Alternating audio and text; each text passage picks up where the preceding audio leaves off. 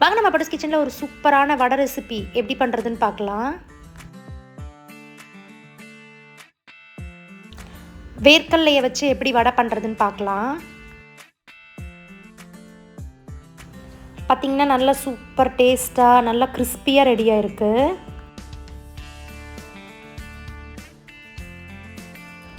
வாங்க இந்த ரெசிபி எப்படி பண்ணுறதுன்னு பார்க்கலாம். இந்த ரெசிபி பண்ணுறதுக்கு பார்த்திங்கன்னா ஒரு வீசம்படின்னு சொல்லுவாங்க, அந்த அளவுக்கு பார்த்திங்கன்னா பச்சை வேர்க்கடலை எடுத்திருக்கேன். இது கூடவே 2 ஸ்பூன் அளவுக்கு கடலைப்பருப்பு, 2 ஸ்பூன் அளவுக்கு தோரம்பருப்பு எடுத்துக்கோங்க. இது நல்லா தண்ணியில் கழுவி வச்சுருக்கேன். இதை தண்ணி ஊற்றி ஒரு மணி நேரத்துக்கு நல்லா ஊற வச்சு எடுத்துக்கோங்க.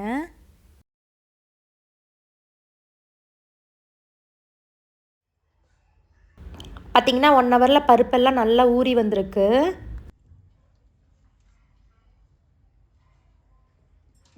இப்போ எல்லாத்தையும் அரைச்சி எடுத்துக்கலாம். அதுக்கு ஒரு மிக்சி ஜாரில் ஒரு சின்ன பீஸ் இஞ்சியை பொடியை கட் பண்ணி வச்சுருக்கேன், அதை ஆட் பண்ணிக்கோங்க. கூடவே 7 பல் பூண்டை பொடியை கட் பண்ணியிருக்கேன், அதையும் ஆட் பண்ணிக்கோங்க.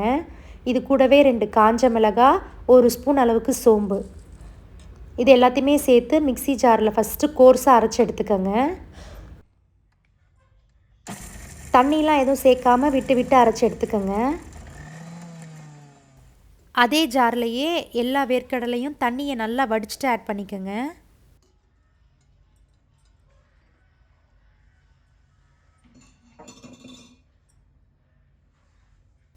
இது கூடவே ஊற வச்சுருக்க பருப்பு எல்லாத்தையுமே தண்ணியை நல்லா வடிச்சிட்டு ஆட் பண்ணிக்கோங்க.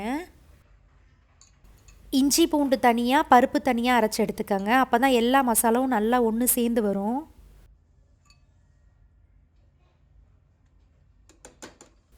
இது கூடவே தேவையான அளவுக்கு சால்ட் ஆட் பண்ணிக்கோங்க. நான் ஒரு 1/4 ஸ்பூன் அளவுக்கு சால்ட் ஆட் பண்ணியிருக்கேன்.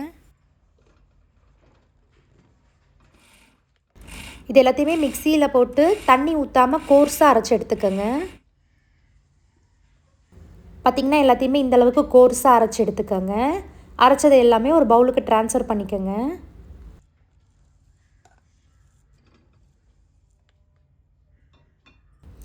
இது கூடவே ஒரு 10 போல் புதினா இலை ஆட் பண்ணிக்கோங்க. கூடவே கொஞ்சமாக கருவேப்பிலையை பொடியை கட் பண்ணி வச்சுருக்கேன், அதையும் ஆட் பண்ணிக்கோங்க. கொஞ்சமாக பொடியை கட் பண்ண கொத்தமல்லி, அதையும் ஆட் பண்ணிக்கோங்க. 1/4 ஸ்பூன் அளவுக்கு பெருங்காயத்தூள் ஆட் பண்ணி இதை நல்லா கலந்து விட்டுக்கோங்க.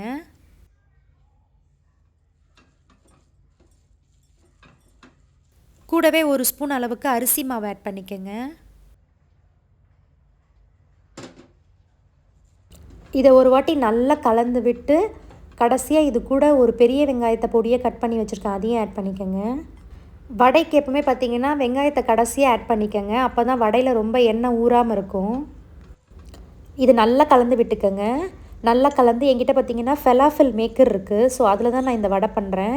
நீங்கள் கையில் கூட தட்டி எண்ணெயில் போட்டுக்கலாம். ஒன்று ஒன்றா போட்டிங்கன்னா பார்த்திங்கன்னா எண்ணெயில் உடனே தீஞ்சிரும். ஸோ அதனால் எல்லாத்தையுமே இதை மாதிரி ரெடி பண்ணி வச்சுட்டு அதுக்கப்புறமா மொத்தமாக ஒன்று ஒன்றா எண்ணெயில் போட்டு எடுத்துக்கோங்க.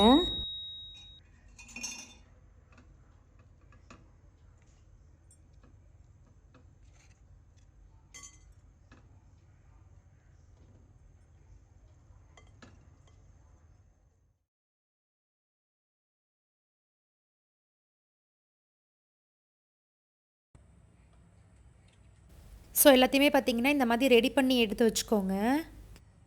இப்போ ஃப்ரை பண்ணி எடுத்துக்கலாம். அதுக்கு ஸ்டவ் ஆன் பண்ணி ஒரு கடாய் வச்சுக்கோங்க.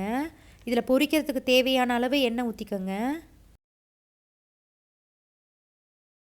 பார்த்திங்கன்னா ஸ்டவ்வை மீடியம் ஃப்ளேம்லேயே வச்சு ஒன்று ஒன்றா போட்டு ஃப்ரை பண்ணி எடுத்துக்கோங்க.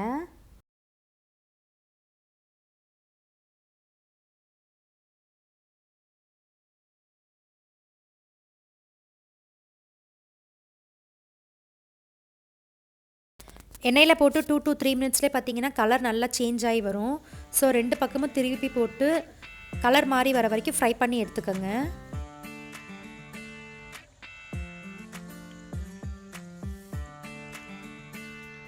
பார்த்திங்கன்னா 2 பக்கமும் நல்லா ஃப்ரை ஆகி வந்திருக்கு, கலரும் மாறி வந்திருக்கு. ஸோ இந்த ஸ்டேஜில் எண்ணெயை வடித்து எடுத்துருங்க.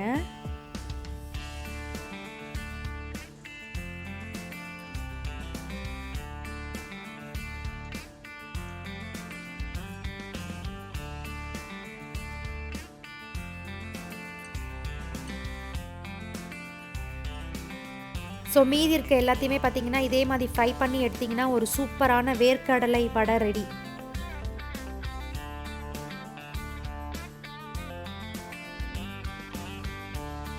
ஸோ இந்த ரெசிபியை கண்டிப்பாக நீங்களும் உங்கள் வீட்டில் ட்ரை பண்ணி பார்த்துட்டு எப்படி இருக்குன்னு கமெண்ட் பண்ணுங்கள்.